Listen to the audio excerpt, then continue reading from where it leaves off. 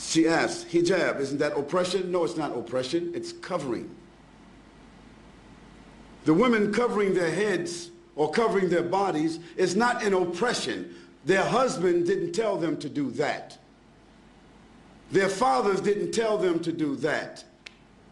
Their sons didn't tell them to do that. The imam didn't say to do that. God said, for the Muslim ladies, draw your clothing across your bosoms and do not allow your natural ornaments to be shown except to those within your family circle. What are the natural ornaments of women, in case you don't know what they are? Their breasts, their shapes that happen to be different than that of men, their hair, those adornments should be covered. Now, just in case Christian people don't remember, just 40 years ago, Christian women never went to church without covering their heads. It wasn't it. Isn't that true? Ask your grandmothers. And just 50 or 60 years ago, 20 years before that, a Christian woman would never come outside with a short skirt, even. Even the nuns themselves today have succumbed to modernity. Because the nuns who committed themselves to the church and a religious life, how did they dress? They're not Muslims. They covered themselves. They covered themselves with an outer garment, and nothing on them was seen except the face and the hands. So if that was accepted by Christianity, it was accepted by religion. That wasn't something just that Muslim women were told, but Jewish women, Christian women, and Muslim women were ordered to do that in their scriptures. Now the fact that the modern civilizations chose to tell women they don't have to wear that and they can wear bikinis doesn't mean that God is wrong and they are right. Now for the Muslim lady, the wearing of the hijab is a protection for her. It's a distinction for her. Yes, it is a uniform so that she will be known to be a Muslim. She would not be molested. She would not be insulted. And no need for a man to stare at her and look at her because there is nothing appearing of her that would cause any unnatural attraction.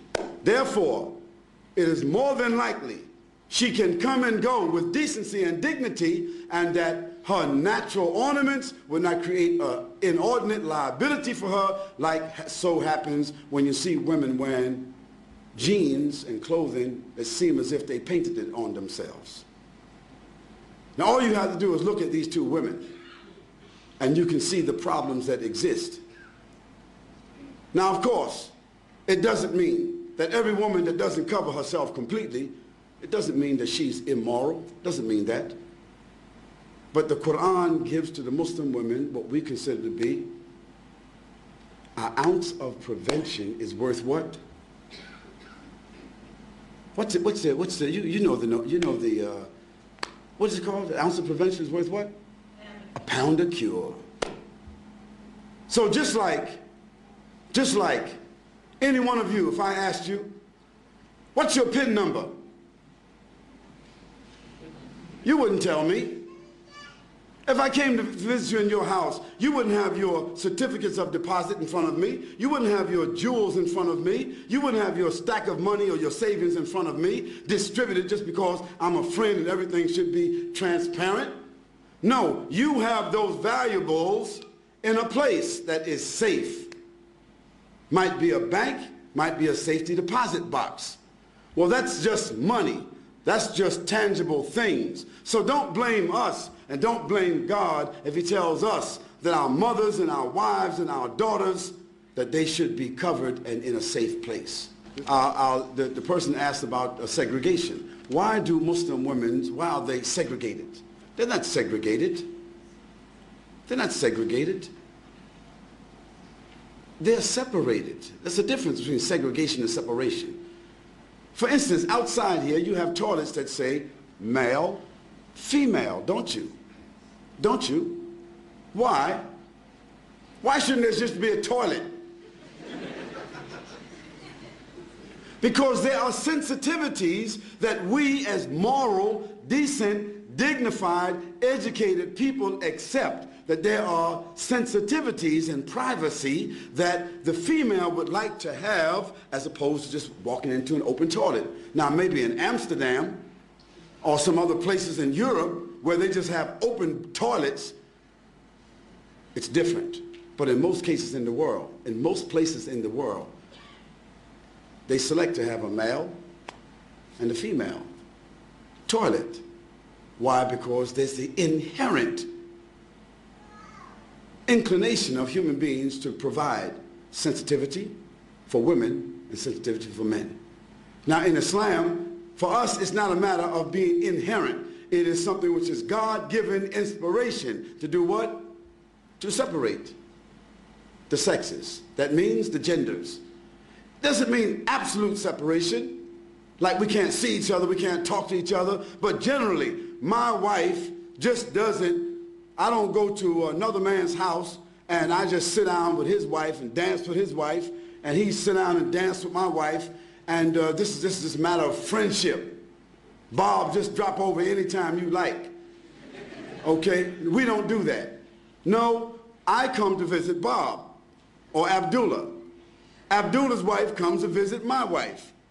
I don't socialize with his wife, and he doesn't socialize with my wife. Although there may be occasions where we eat together, our families socialize together, but generally, after boys and girls reach the age of 7, the Prophet said, even if they're brothers and sisters, separate them from the bed.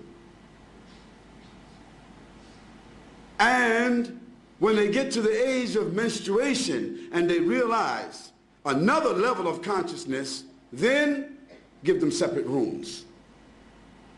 What to do what? To preserve and protect them from tendencies that human beings have, tendencies that has manifested itself in civilizations where they don't do that protection. So we are obeying Almighty God. That's what we're doing.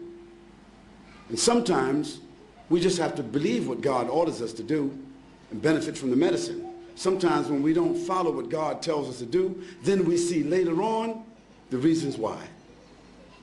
So we don't apologize for that. We say that it brings us dignity, it brings us distinction.